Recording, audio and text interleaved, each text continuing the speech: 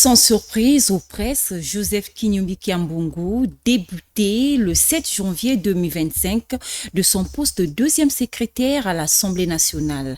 La raison serait administrative, refus délibéré d'exécuter les tâches relevant de ses compétences lors de la 7e session ordinaire budgétaire du 23 décembre dernier.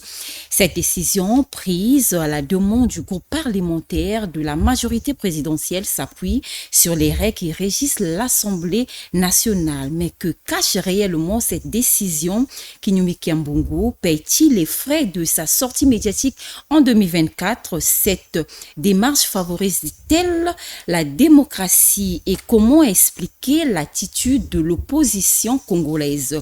Voilà l'ossature de cette haute chronique des BFN de cette année 2025. Meilleurs vœux à vous et bienvenue sur cette émission. Bonsoir Brony. Bonsoir Gabriel. Brony, Joseph Kinyubi Kiambungu perd son poste de deuxième secrétaire à l'Assemblée nationale. Es-tu surpris? Oui et non. Pourquoi oui et non? Oui. D'abord non. Parce que nous savons que selon l'article 12 du règlement intérieur de l'Assemblée nationale, il est bien clair que le bureau de l'Assemblée est élu pour toute la législature. Ça veut dire que pour les 5 ans. Et il peut y avoir de modifications que si la majorité qui a porté donc le bureau au pouvoir ou a installé le bureau change. Donc jusqu'ici, la majorité donc qui est le Parti congolais du travail et ses alliés, cette majorité n'a pas changé.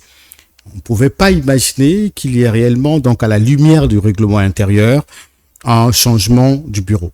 Mais non, parce que, vous l'avez dit dans votre introduction, Gabriel, c'est que la sortie médiatique très gênante au regard du PCT du Joseph Kinyubi Kiambungu avait, nous l'avons constaté, provoqué, on va dire, l'ire du PCT.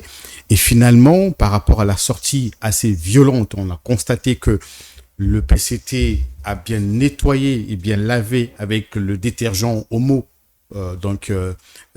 Joseph Kinyubi Kiambungu. Et donc, à la lumière de tout ça, nous avons constaté finalement qu'il y avait réellement une démarche qui devrait s'enclencher d'une manière ou d'une autre, parce qu'il ne faut pas l'ignorer que le PCT aujourd'hui a la même mise sur le Parlement dans son ensemble, et donc peut décider de qui peut y siéger et qui ne peut pas l'être, parce que c'est lui qui est majoritaire. Et donc, quand on a su ces passes d'armes entre, on va dire, la riposte du PCT, puisqu'il n'y a pas réellement eu passe d'armes, il y a eu une conférence de presse du Kinyubi, puis donc la riposte du PCT qui était vraiment très, très violente, nous avons, à un moment donné, imaginé ou pensé qu'il devait réellement avoir un problème. Donc, quand on a entendu, puisque tu n'es pas caché, nous qui sommes aussi sur le terrain et qui menons les enquêtes tout le temps, nous étions informés qu'il devait avoir réellement éviction de Joseph Kinyubi Kiambungu. Voilà pourquoi, le 7, on va dire, janvier dernier, nous n'étions pas surpris qu'il soit éjecté de ce fauteuil du deuxième secrétaire de l'Assemblée nationale, puisque dans les coulisses, le PCT n'étant pas content de sa sortie médiatique, avait décidé d'en découdre, de prouver finalement que s'il était là, c'est parce que c'est le PCT qui le voulait. Et pourquoi le PCT a-t-il réclamé sa tête?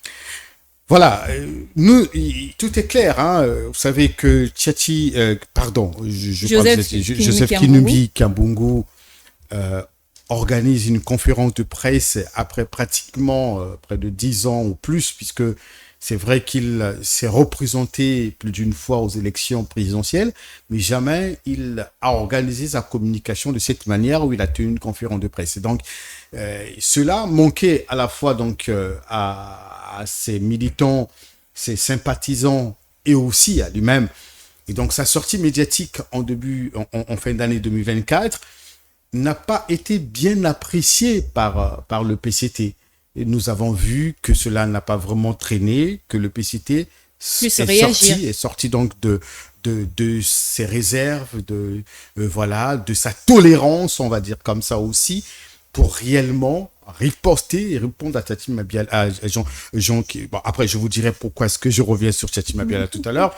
Et donc, Joseph Kinoubi Kiambungu, avec des mots assez forts, et on a même pensé que c'était des attaques assez personnelles, assez directes sur sa personne. Donc, le PCT pense finalement que Joseph Kinoubi Kiambungu, dont on appelle par ses participants JKK, est allé trop loin. Voilà, le PCT regarde de très près les réactions de Clément Mirassa, de Tati Mabiala à l'Assemblée nationale, de Destin Gavé, de Dave Mafoula et bien d'autres. À un moment donné, le PCT, à la limite, s'en moque parce que c'est de la bonne guerre, c'est normal, c'est la démocratie. Mais cette fois-ci, si vous lisez bien le communiqué ou la réaction du PCT, le parti, donc au pouvoir, pense que Joseph Kinoubi Kiambungu est allé trop loin en s'attaquant, selon eux, donc selon donc les cadres du PCT, ou selon le PCT, à la personne du président de la République, sinon aux fonctions présidentielles, donc à la fonction du président de la République. Et vous le savez jusqu'aujourd'hui que le PCT, pour eux, le président de la République, au-delà du fait qu'il soit président de la République, représente tout un monument, est un homme sacré pour le PCT. Aujourd'hui, par rapport à tout ce qu'on est devenu dans ce pays, il est l'unique président depuis l'indépendance du Congo qui est vivant. Il est l'unique créateur du PCT aujourd'hui parmi les 10 qui est vivant. Pour le PCT, c'est un homme qu'il faut protéger par tous les moyens, un homme qu'il faut sécuriser. Il faut un homme à un moment qu'il faut, à la limite, on va dire, peut-être pas ça le mot, mais vénérer en fait. Donc, le toucher, on a entendu dans ce pays, touche pas à mon président. Le toucher, ça veut dire c'est désacraliser la République pour le PCT. Le toucher, c'est à un moment donné, c'est détruire la République. Et donc, vous les entendez dire, Denis Sassou Nguesso, c'est l'homme qui a toujours été tolérant, qui a toujours pardonné, qui supporte les injures, mais on ne peut pas permettre que Joseph Kinoubi Kiambungu atteigne ce niveau, on va dire, des attaques. Je n'ai pas envie de revenir sur ce qu'il a fait dit. C'est un mot qui choque le PCT, c'est un mot qui choque les partisans du président de la République. Et finalement, cela n'est pas passé donc facilement par la gorge du PCT et qui a décidé non seulement de riposter, mais finalement d'avoir sa tête, je le disais tout à l'heure, parce que c'est pour dire à Joseph Kinoubi Kiambungu, c'est nous qui avons décidé que vous soyez là où vous êtes, parce qu'il faut reconnaître que le PCT est majoritaire à l'Assemblée, même si le poste du deuxième secrétaire du bureau est réservé à l'opposition, mais sans le PCT qui est majoritaire, il serait difficile que cet opposant soit élu. Donc c'était le choix, on peut dire, délibéré du PCT de choisir Joseph Kinoubi Kiambungu comme deuxième questeur. On peut le dire par rapport à ses réactions, et finalement, aujourd'hui, ils ont dit, c'est nous qui avons décidé qu'il soit là, et donc nous pouvons aussi dire aujourd'hui qu'il déguerpisse, qu'il parte, et ils l'ont fait. Et donc c'est pour cela, la raison principale, c'est qu'ils n'ont pas bien apprécié le fait que Joseph Kinoubi Kiambungu est attaqué réellement à la personne, comme eux le disent, au président de la République. Parlons-en de la loi. Est-ce que la loi prévoit la révocation des membres du bureau de l'Assemblée nationale? Quand vous suivez l'ouverture de cette session extraordinaire, puisqu'il faut savoir que l'Assemblée nationale, sinon le Parlement est en vacances, le budget a été voté, même si jusqu'aujourd'hui, il y a encore des amendements qu'il faut apporter, mais officiellement, le Parlement est en vacances. Donc, les députés et les sénateurs sont en vacances. Et donc, il y a eu donc une session extraordinaire. Dans la Constitution, il y a le président de la République qui peut donc rappeler les députés, sinon le Parlement, à une session extraordinaire. Et comme aussi, ça c'est dans l'article 139, sinon 169 si je ne me trompe pas, et vous avez aussi dans l'article 61 du règlement intérieur de l'Assemblée nationale qui dit bien que si ce n'est pas le président de la République, c'est la majorité donc de l'Assemblée nationale qui peut convoquer une session extraordinaire. Et donc, nous le savons que le PCT est majoritaire avec tout le groupe, son groupe parlementaire. Et donc, c'est le PCT qui a décidé, le groupe parlementaire majoritaire qui a décidé de cette assemblée ces sessions extraordinaires dans le but réellement de renouveler, entre guillemets, le budget. Donc, mais selon la loi, Kinyumi Kiambungu. Voilà, on ne regarde pas, quand on lit le règlement intérieur jusqu'ici, nulle part il est mentionné, puisque je vous le disais tout à l'heure que l'article 12 qui parle du bureau de l'Assemblée nationale et bien d'autres qui viennent après, il est clair que le bureau de l'Assemblée nationale est élu pour toute la législature. Ça veut dire que les 5 ans. Nulle part il est prévu que, en dehors donc de l'absence du président de l'Assemblée nationale, puisque on parle bien de dans ce règlement intérieur, au cas d'absence vraiment du président, il peut donc avoir un remplaçant. Au cas contraire, une élection pour remplacer le président. Mais il n'est pas précisé qu'un membre du bureau doit être déguerpi pour telle ou telle raison. Vous l'avez dit, il a été donc accusé pour ce que vous avez dit, n'avoir pas participé à la clôture, donc la dernière session, puisque c'est lui qui lit le communiqué final. On a constaté qu'il n'était pas là, mais après, selon nos informations, qu'il aurait une grippe et qu'il aurait, après avoir travaillé sur le fameux communiqué final ou le rapport, envoyé le document à son collègue qui est donc le premier secrétaire. Malheureusement, ce dernier n'étant pas disponible ou prêt à lire ce rapport, finalement... C'est la synthèse. Voilà, c'est la synthèse. Donc, le rapport, je suis en train de parler du rapport, oui. Donc de la conclusion des sessions. Donc, je crois que le PCT n'a pas apprécié ça ou la majorité n'a pas apprécié ça, mais dans le règlement intérieur ni dans la Constitution, il faudrait que les juristes ou les constitutionnalistes nous apportent plus de lumière. Mais par rapport aux informations que j'ai, moi, je n'ai vu nulle part dans le règlement intérieur là où est-ce qu'il est écrit qu'on peut révoquer un membre du bureau pour telle raison. Parlons un peu de la démarche du PCT. Est-ce que l'on peut sous-entendre que le PCT donne un avertissement à tous ceux qui tenteraient de suivre la voie de Kinyumi Kiambungu? Oui, vous savez que le PCT, nous l'avons constaté, que le PCT demeure en partie, on va dire, fort jusqu'aujourd'hui, puisqu'il a toujours les manettes du pouvoir. Le PCT demeure un parti mieux organisé que les autres partis. On a envie de dire que le PCT a aussi plus de militants que d'autres partis, mais il a cessé d'être le parti du peuple. Quand je parle du peuple, le parti populaire dont on a toujours connu, le parti populaire qui a plus d'adhésion de la population, parce que quand on mène les sondages, quand on mène les enquêtes, le PCT aujourd'hui au niveau de la population, c'est un parti totalement rejeté par rapport aux différents bilans, on va dire, du président de la République, nos différents gouvernements. Mais il demeure un parti qui tient la machine, il demeure un parti aujourd'hui qui, on va dire, le plan démocratique est majoritaire au Parlement et qui est même plus représenté dans la plupart des institutions.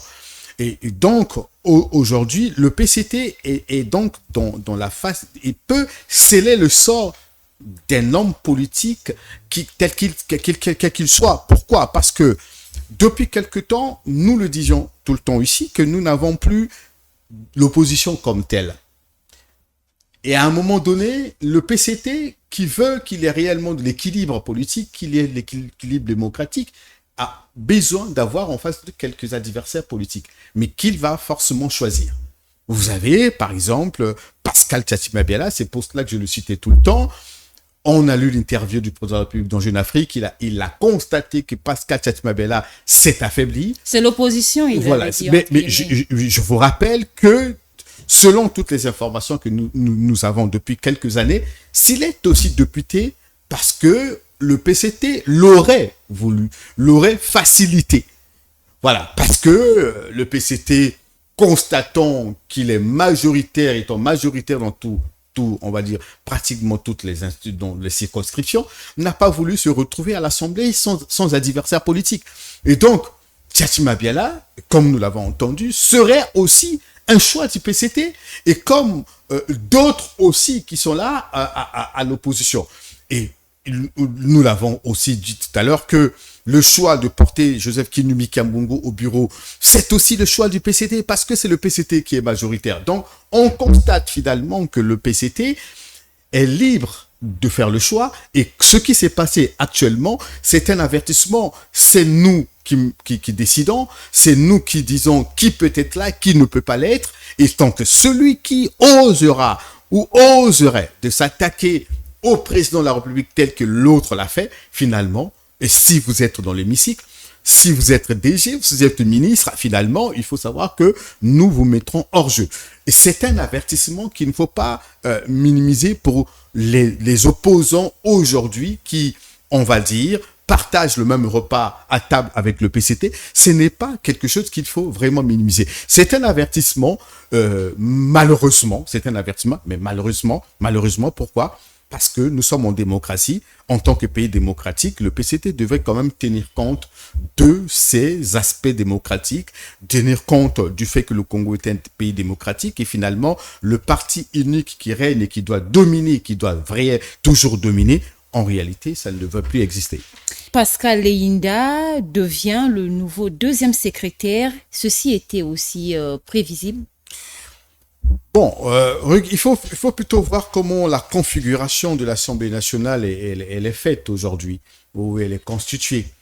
Donc, vous avez aujourd'hui Tchati Mabiala, qui est donc le président, on va dire le chef de file de l'opposition républicaine, sinon on va dire démocratique, selon à la lumière de la Constitution, qui a des députés au même on va dire que au même nombre que UDS Yuki, et finalement avec les accords, les alliances, il a réussi à être là. Donc vous avez donc l'UPADES et vous avez aussi UDS Yuki. Donc lors de cette élection, c'était soit UDS Yuki, soit Tchati Mabiala, l'UPADES simplement. Mais on a constaté que UDS Yuki n'a pas présenté de candidat. Ça peut être aussi une entente interne entre donc l'opposition. Mais il était prévisible qu'en dehors, puisqu'on se souvient bien que quand il y a eu l'élection de Joseph Kinumi Kiambungu à ce poste-là, l'UPADES avait aussi proposé son candidat. Donc l'UPADES, on peut dire, convoitait ce poste depuis longtemps, puisque il a voté contre, donc il a voté pour l'éviction, on va dire, de Joseph Kinumi Kiambungu, et donc pour son candidat. Quand on regarde tout ça là, et nous l'avons dit tout à l'heure, ça ne pouvait être que le PCT ne pouvait porter son choix que sur l'UPADES, qui paraît aujourd'hui fragilisé et qui, depuis quelque temps, s'amourache avec le PCT et qui, aujourd'hui, se sont à l'aise, se sont, mieux avec le PCT que d'autres partis. Et ça, ce n'est pas quelque chose à cacher. C'est ce qui fait même qu'aujourd'hui, au sein de ce parti, qu'il y ait des remous, qu'il y ait aujourd'hui une guéguerre qui vise,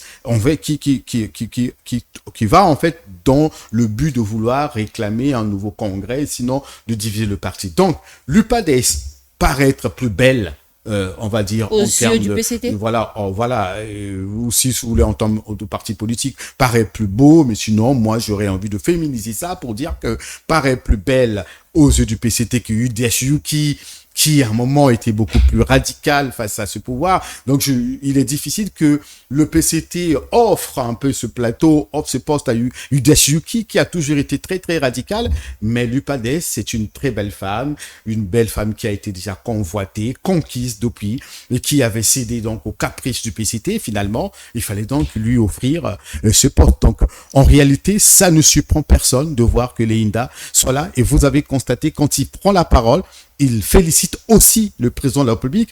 C'est étonnant de constater non seulement que l'UPADES a voté pour son élection et donc l'éviction de Joseph Kinumi Kiambungu, mais qu'un opposant nouvellement élu aux portes qui lui revient de droit, féliciter. Nous allons en parler sur l'attitude même des opposants aujourd'hui. Comment tu expliques l'attitude des autres membres de l'opposition qui ont souscrit à la démarche, notamment l'UDH Luki et l'UPADES?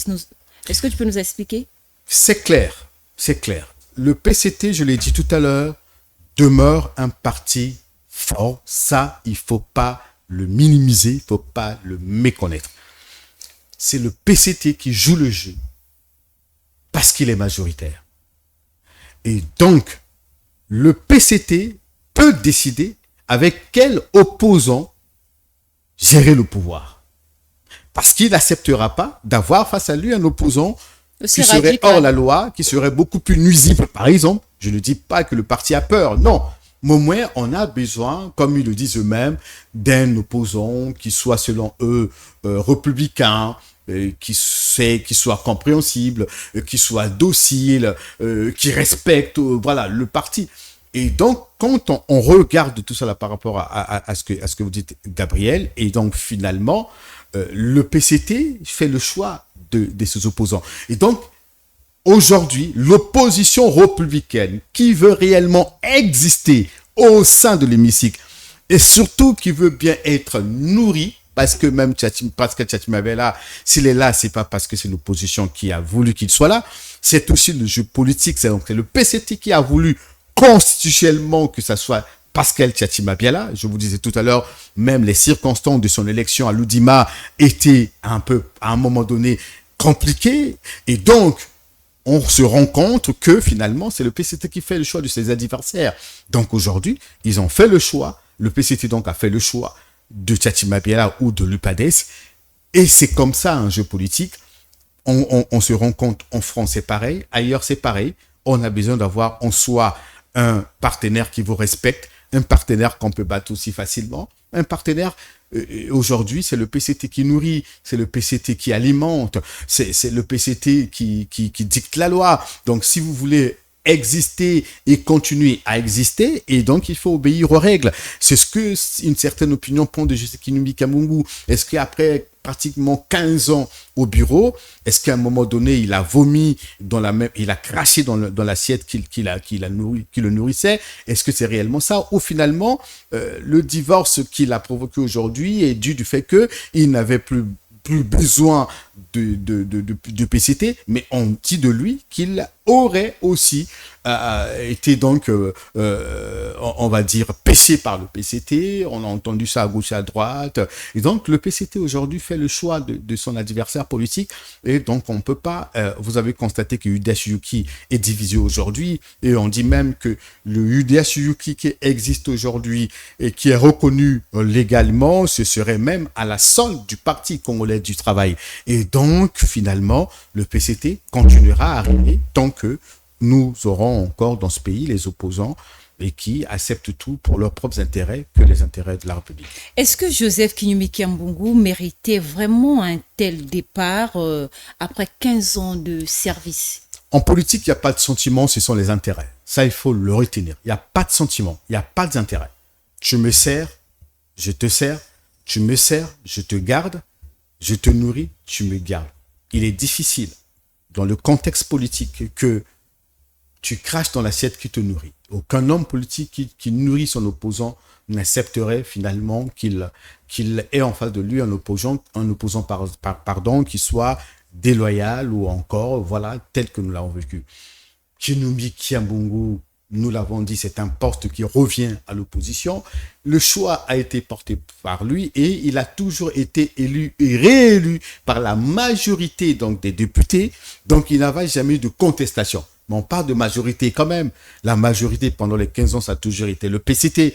Ça veut dire que c'était le choix du PCT sur Joseph Kinumbi Kiambungu, qu'il le veuille ou pas. Donc, qu'il ait été content ou pas, mais ça veut dire que c'est le PCT qui, quand même, d'une manière ou d'une autre, avait validé sa candidature, même s'il lui-même avait donc posté pour ce poste-là, pardon, de cette redondance, ou encore avait voulu être là. Mais on le reconnaît, n'eût été donc l'apport du PCT, l'élection du PCT, il ne serait pas là. Et je pense que lui-même aussi le sait. Donc, à un moment donné, ce qu'il est devenu aujourd'hui face au PCT, comme ça ne convient plus au Parti qu'on le travaille, et finalement, le Parti qu'on le travaille peut le traiter tel qu'on le traite aujourd'hui. Méritait-il d'être traité de cette manière? Oui, parce qu'en politique, il n'y a pas de sentiment, il n'y a que des intérêts. Dès lors que lui, pour le PCT, a cessé d'être silencieux, parce que ça pourrait être ça aussi l'accord, ça pourrait être ça aussi le souhait du PCT. Peut-être qu'on ne lui a jamais dit, monsieur, nous vous accordons ce poste-là, mais vous devez vous taire. Peut-être qu'on ne lui a jamais dit ça. Ça pouvait être un piège. Donc, pendant longtemps qu'il est resté silencieux, où il s'est jamais réellement attaqué au PCT et qu'il était tranquille dans son coin, finalement, il n'y avait pas de problème. Maintenant qu'il sort de son silence, il demande fait un mea culpa à ses sympathisants, aux militants et à la population pour dire que je vous demande pardon d'avoir gardé autant de silence. Et pour le PCT, finalement, ils sont en face en face de lui, le PCT en face de lui, un traître en réalité, ou encore un partenaire que nous avons gâté, que nous avons nourri, que nous avons protégé, et finalement, qui veut pisser sur notre tête. Donc, le traitement ne peut être que ça, pas autre chose en politique, parce que la trahison en politique, quand je parle de la trahison, je ne dis pas que Joseph Kinumi Kambongo a trahi le PCT, puisqu'il n'y a jamais eu des accords, on va dire, publics entre la chaîne et le PCT, mais étant majoritaire le choix sur Joseph Kinumi Kambongo, je pense, à mon avis, ça pouvait être un piège, et comme ça pouvait aussi être fait exprès pour dire qu'on le fait taire, puisqu'il était trop tonitruant, très parfois virulent à l'Assemblée nationale, et donc pour le faire taire, donc on le place là, sans le lui dire. Mais finalement, quand on a compris qu'il ne veut plus se taire, et le PCT ne pouvait que régler les choses de cette manière. Sachant qu'il était membre du bureau parlementaire et connaissait peut-être son sort, Joseph Kinumi Kambongo a tout de même tenu à être présent. Est-ce une façon de montrer l'homme d'État qu'il est, assumer ses responsabilités? Écoutez, quand vous suivez les plénières, il a toujours été présent, à moins que pour des raisons de santé, comme nous l'avions dit tout à l'heure, qu'il soit absent. Sinon, Joseph Kinumi Kambongo a toujours été présent. C'est l'un des rares députés d'ailleurs, sinon des membres du bureau qui se présentent souvent aux activités, sinon aux plénières ou aux sessions officielles de l'Assemblée nationale. Maintenant, cette fois-ci, il ne pourrait pas manquer, puisque c'était une session extraordinaire, même s'il avait, par les coulisses, il savait déjà ce qu'il attendait là-bas, mais il ne pouvait pas manquer à ça. Mais c'est aussi ça, un homme politique. Parce qu'un homme politique, quand on vous nomme aujourd'hui, il faut s'attendre que dans 2-3 jours, on peut vous éjecter.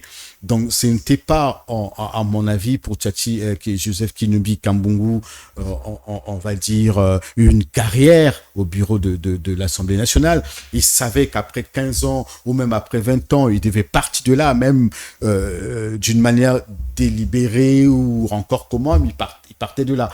Donc, c'est pour cette raison qu'il a accepté de venir assister à cela.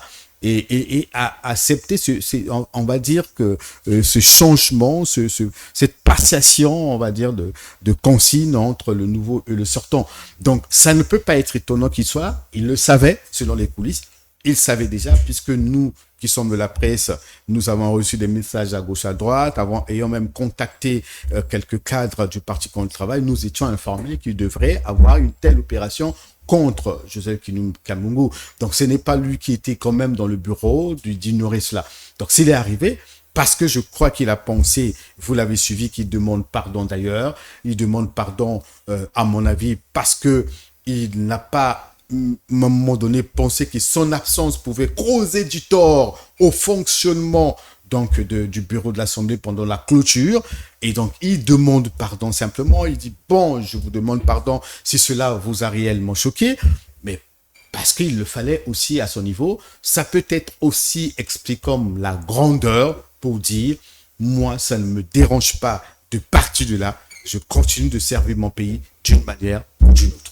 Mais que doit-on comprendre par rapport à cette attitude où il a eu à féliciter son remplaçant, il a salué l'hémicycle, son attitude, comment peut-on l'interpréter? Mais c'est là où vous comprendrez que finalement, quand on fait la lecture, que sa sortie médiatique n'était pas fortuite, ou encore n'était pas concoctée, j'ai envie de dire, préparée, comme nous entendons certaines opinions par le Parti contre le travail, qui voudrait avoir en face de lui un adversaire fabriqué de toutes pièces.